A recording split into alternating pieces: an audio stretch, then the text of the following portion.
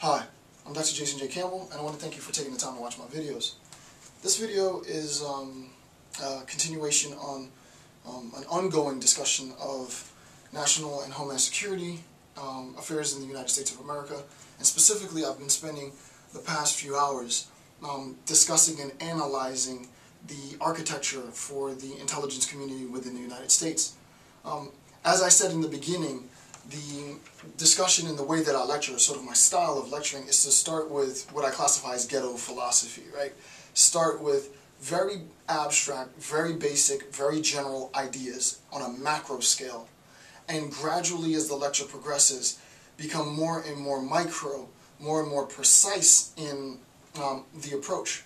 What we'll end up finding is that in an analysis of the architecture of the intelligence community in the United States of America, I began with what I called a Cad Intelligence Model, which is simply a method of gathering and handling intelligence. Collect the information, analyze the data, analyze the information, transform and disseminate that information into new intel, and so on.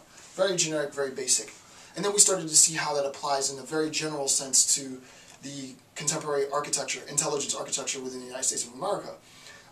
What I'm going to do by the end of this segment of the series is we're going to realize that from that very general account that we started with collecting information, analyzing information, and disseminating that new intelligence to respective agencies, we're going to see how much we've actually learned.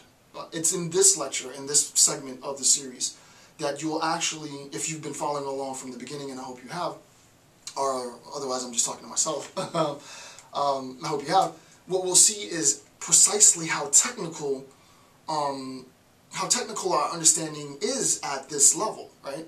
And the reason why I incorporate images is because, for me at least, I can't retain all of these acronyms and everything in my mind if I'm just thinking in this sort of abstracted sense. When I have the image in my head, right, I'll be able to make sense of very complex patterns of the intelligence architecture within the U.S.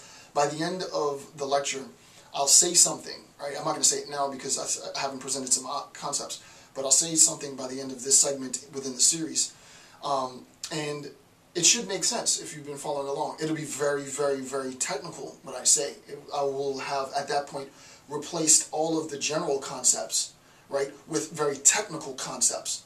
But the architecture, the structure of the lecture, the structure of the concepts will be the same, but we'll be talking on a very, very technical level with respect to intelligence and the intelligence architecture.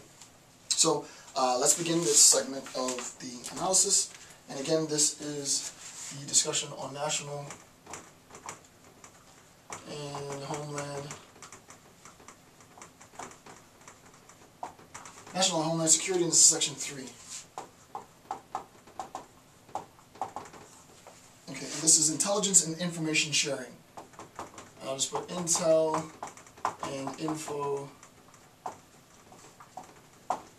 Okay, so on a general level, we see that if you have intelligence, if you have information, that information has to be communicated from the top down, from the bottom up.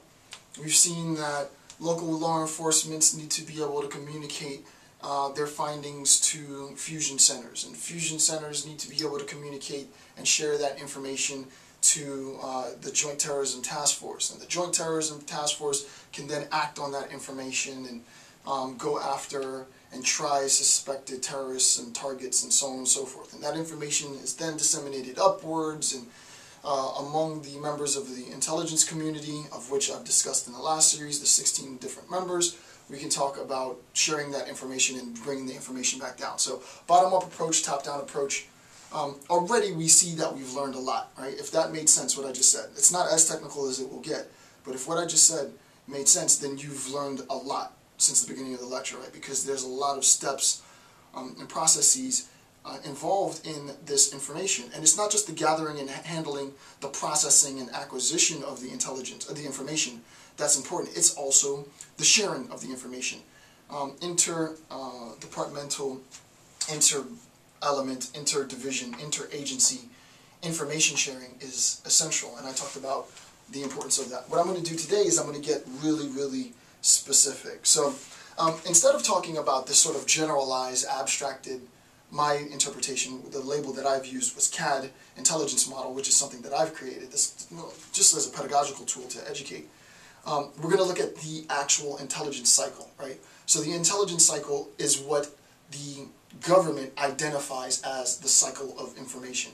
It's important to understand what, and I'm not going to spend a lot of time on it because it's pretty self-explanatory. As a matter of fact, the page that I pulled this from, which I think was the CIA, the CIA.gov page, is intended to teach 6th through 12th graders, which is perfect, right? Because, you know, despite the fact that I'm an academic, I want the information explained in its absolute simplest form. We can always go back and complicate it, but there's no reason to present it or to begin our analysis at a very abstract level. Let's begin on sort of a grassroots, everyday man level. It's the best way to learn, I think. So let's look at this information, and then after we go through the full cycle of information, we'll see how that information, after it's gone through the cycle, is shared between agencies. So the full intelligence cycle,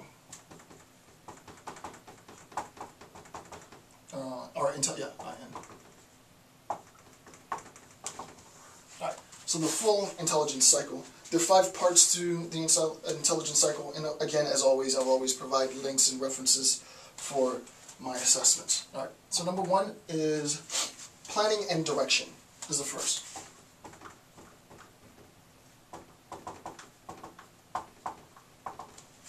Planning and direction is the first. And here's the quote. All of this is just sort of quote taken from that page. When we are tasked with a specific job, we begin planning what we'll do and how.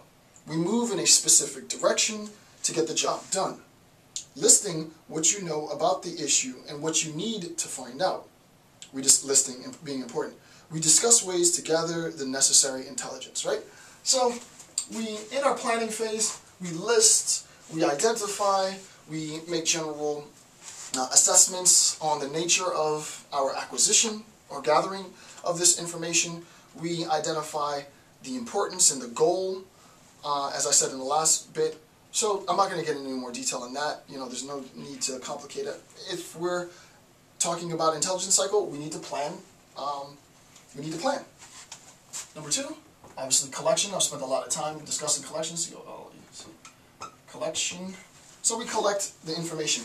We collect information overtly, meaning open, and we talked about in our forms of intelligence, open source intel, right? So we talked about open source intel. So now we have a little bit more understanding of what that means. We collect information overtly through open source and covertly, secretly. So we collect this information overtly and privately.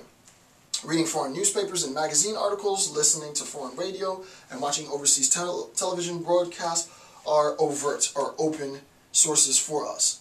Now we see already that the information that's being presented in this explanation of collection is buttressed, is grounded by the 5 different disciplines that we discussed earlier. Obviously, though it's not mentioned here in this paragraph, we recognize that this open source refers to open source intelligence, right? Which is one of the 5 disciplines of intelligence, right? Other information sources can be covert or secret, such as information collected with listening devices and hidden cameras. We can even use space-age technology like satellite photography, which is geospatial, right? It doesn't say that, but we know that now, right? Because what the beauty of knowledge is that, and this is why I love doing what I do, is that we can look at a very, very sort of general, mundane paragraph like that and recognize all that's loaded into this, right? Because we have an understanding of the 5 disciplines of intelligence, we can read this information on a much, much deeper level, right? For instance, some analysts could actually view how many airplanes are present at a foreign military base by looking at a picture taken from satellite in space. Okay, so cool. Collect information. Number 3, we need to process the information. And I talked extensively about processing of information. I spoke about the 4 different phases of transforming information into intelligence. So again, if you've been following up until this point, you know how information is processed. And it's not how Dr. Campbell says information is processed. It's how the standards of the United States government issue and mandate that information is processed in these manner, right? So we go from raw intel to raw information to intelligence, as I said in my Cad